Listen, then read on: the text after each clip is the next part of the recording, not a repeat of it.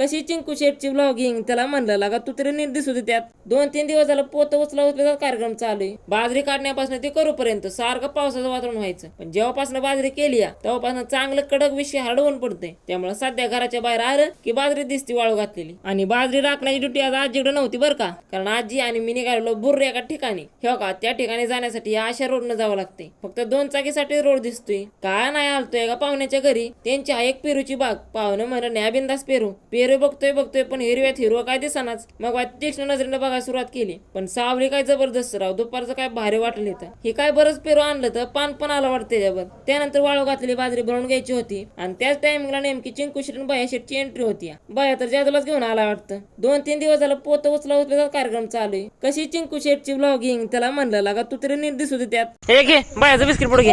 बायाचं biscuit पुढे घे. Bye biscuit पुढे देतो.